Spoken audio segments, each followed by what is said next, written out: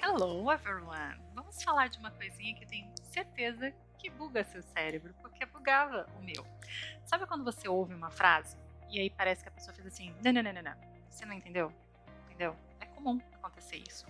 Sabe por que isso acontece? Contractions and reductions. O que são as contractions and reductions? Isso é muito, muito comum no inglês. As reductions são as reduções. É aquilo que a gente reduz, sabe? Que a gente faz na fala. A gente até encontra essas reduções escritas, porém elas são informais. Então a gente vê, por exemplo, uma mensagem que seu amigo te mandar, numa música. Música é muito comum você ver reductions, inclusive escritas. Sabe o one, two, que a gente fala e escreve wanna? Esse escreve você tem que tomar cuidado. Você pode escrever isso se for um contexto bem informal. Uma mensagem lá pro seu amigo, entendeu? Uma música você vai ver escrito wanna, ó, one, two, wanna. Só que wanna a gente fala. Vá lá no English, joga lá qualquer coisa, wanna, pra você ver. Tem até o Barack Obama lá falando wanna. Ah, mas só nem é wanna. Blá, blá, blá. Tem até o Barack Obama lá falando wanna, entendeu? Aí vocês vão falar assim, gente, mas ele não era presidente, era um discurso. Isso não é uma questão de inglês formal ou informal na fala. É a maneira que a gente fala, ok? A gente não escreve reductions. Não é muito aceitável. A gente as fala. Então, por exemplo, quando a gente pensa em going to, que vira gonna, want to, que vira wanna, isso são reductions. A gente faz na fala e na fala é aceitável, independente de ser contexto formal ou informal. Escrita, não. E, mas como é que tem na música? A música tem licença poética, né, gente? Na música eles até erro de gramática, eles falam she don't. Você quer falar da música? Na música pode qualquer coisa, tá? Aí, onde que tá a questão? Tem as contractions. Aí sim, contractions são as que a gente pode escrever. Imagina not, beleza? Quando a gente pensa no to be, is not, a gente não transforma em isn't. Are not, a gente não transforma em aren't. Do not, don't. Did not, didn't. Would not, wouldn't. Ok? Tá vendo? Isso são as contractions. A gente pode escrevê-las e elas são aceitáveis. Porém, ainda fica uma ressalva. Se você estiver escrevendo uma carta de apresentação para uma empresa, evite inclusive as contractions, ok? Agora, no dia a dia, você vai escrever, não tem problema nenhum. As contractions são aceitáveis, a gente inclusive escrevê-las. Então, reductions é o que a gente faz na fala, contractions é aquilo que a gente faz na fala, mas que a gente também escreve, como exemplo do not, que a gente contrai para N''T, ok? Então, agora que já falamos um pouquinho da diferença do contraction e reduction, eu queria mostrar algumas frases que eu separei aqui para vocês entenderem isso, visualizarem isso de uma maneira mais clara, tá? Imagina uma frase muito simples como What fruit do you want to eat? What fruit do you want to eat? Beleza? Só que aí, vamos pensar comigo? Quem fala assim?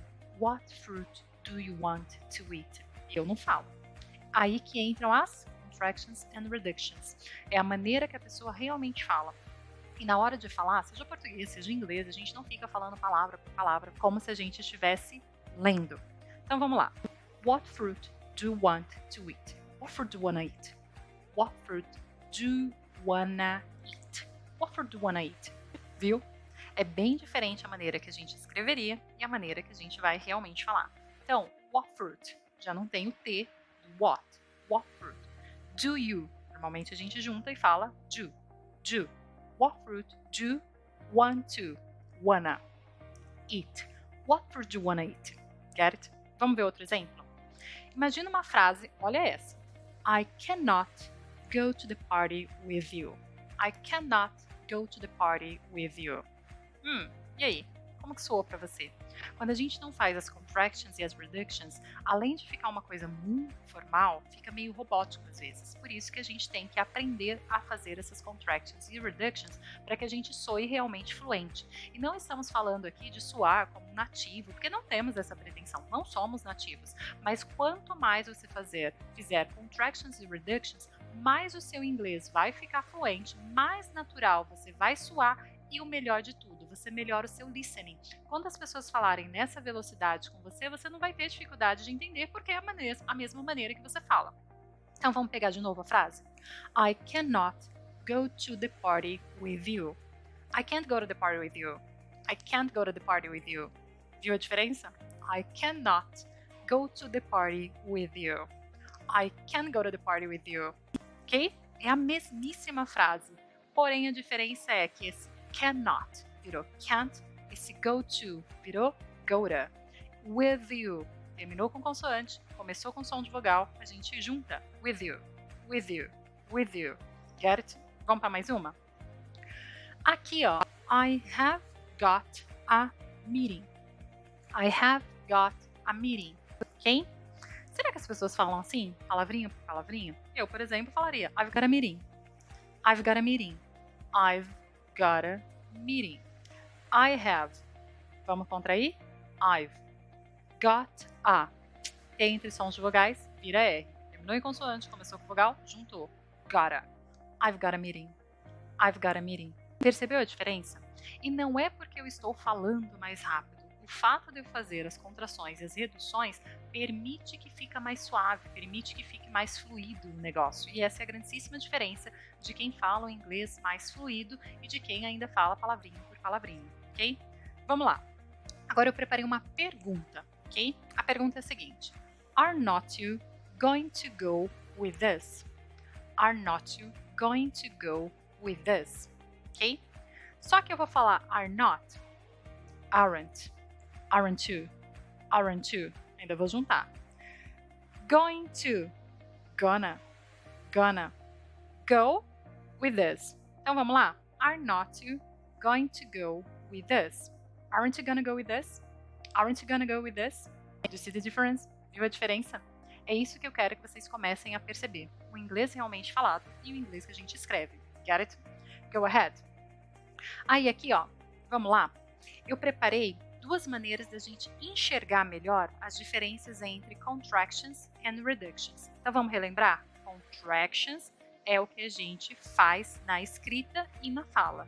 Reduction é o que a gente faz apenas na fala e não é bem visto quando a gente escreve, ok? Então, ó, vamos pensar aqui. Contraction. You are. You are. Normalmente a gente contrai isso para your. Your, ok? Botei um apóstrofe ali, virou your. Porém, esse your, na minha fala, eu vou contrair para ear. Ear. You're right. You're welcome. You're right. You're welcome. Eu não fico falando you're welcome. You're right. Ear. Ear. Ear. Isso é uma reduction. Eu contraí a maneira que eu falo. You are, que eu transformei em your, é uma contraction. É a maneira que eu escrevo e também falo. Então, your ear. Your ear. Ok? Mais uma aqui.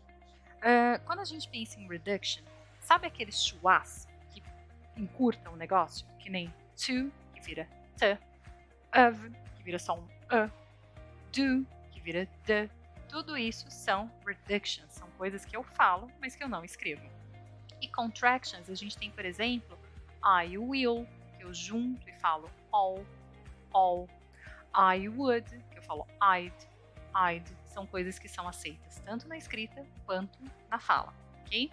Então, ó, vou deixar alguns exercícios aí para vocês praticarem contractions and reductions para o seu inglês ficar mais fluido e você melhorar muito o seu listening quando alguém olhar para você e falar assim, what food do you wanna eat?